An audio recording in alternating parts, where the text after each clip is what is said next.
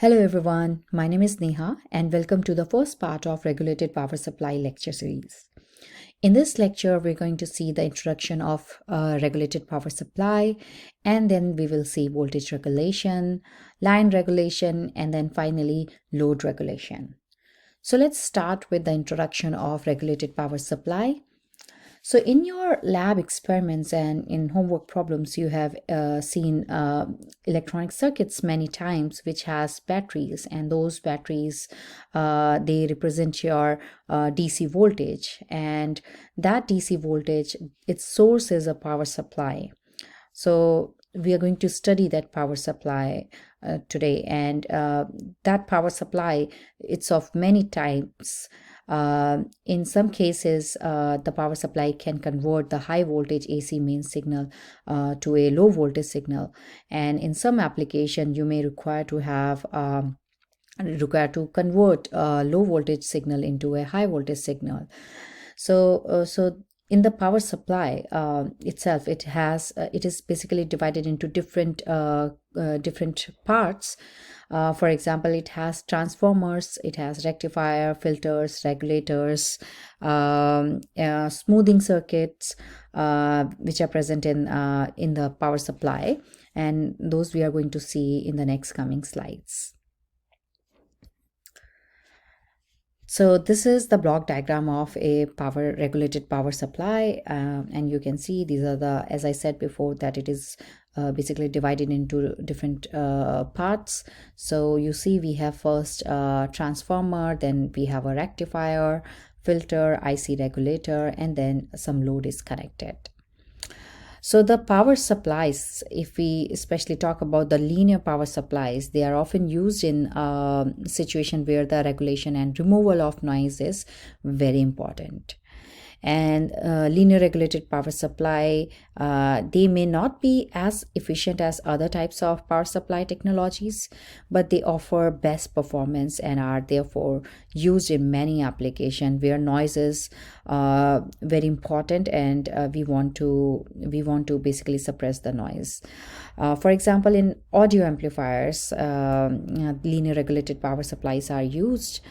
And these linear regulated power supplies, they gain their name from the fact that they use linear, that is non-switching technique, to regulate the output voltage from the power supply. And now looking at this particular block diagram, we see that first we have the transformer, and I hope you know that what transformer basically do. It converts it basically converts the voltage signal from one level to another. So either it can do step up or step down, or sometimes if they are special type of transformers, then they can do both. So transformer is a device that step up or step down the AC voltage provided by the wall outlet to a desired amplitude through the action of a magnetic field. And let's quickly read here as well. Power supply is a group of circuits that convert the standard AC voltage 120 volts, 60 hertz, provided by the wall outlet to constant DC voltage. So now we know about the transformer and power supply in general at a broad level what it is. So let's say if this particular signal of 120 volts RMS is coming to the transformer, and at the output you are getting something signal like this. Looks like this signal is this transformer is basically stepping down the voltage. So the amplitude of this voltage is looking a little smaller compared to the input voltage which is given to the transformer.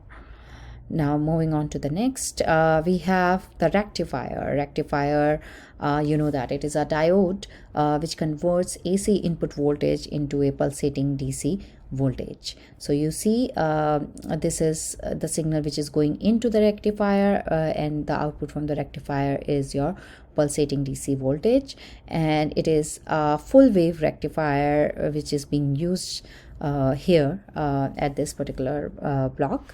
And the pulsating DC voltage is only suitable to be used as a battery charger, but not good enough to be used as a DC power supply in radio and stereo system or in your computer or so on. So you have this rectifier here, which converts AC to DC, and then you have a filter. So we have a filtering circuit, some filtering circuit over here, whose job is to smooth the circuit. So once the rectified signal, AC signal, goes into the filter circuit, then the DC needs to be smoothed to remove the varying voltage level. You can say large, in this filter circuit you will have like large reservoir capacitors which can be used to smooth the circuit. Okay, so as you can see at the output of this filter, we have this filter provides the smoothing of the circuit, and that smoothened circuit goes to the IC regulator. And our goal in this is to get the DC power. So DC signal, you already know it looks like this, so that's what we want. Okay, to achieve that, initially we have the AC signal, this is coming in, and then using the transformer we step down and then use the rectifier and then filters further to smoothen out the circuit, and then finally it goes to the IC regulator. And once the smooth supply is available, this can then is basically used by this IC regulator, and that's what we are going to study in the next coming lectures. Like, what are the different types of regulators we can use, what are their circuits. So there are different types of regulators you can use: series regulator, parallel regulator, switch mode regulator, buck and boost regulators you can use. And then finally, once it comes out from the regulator circuit, you have a DC signal which is going into the load. Okay,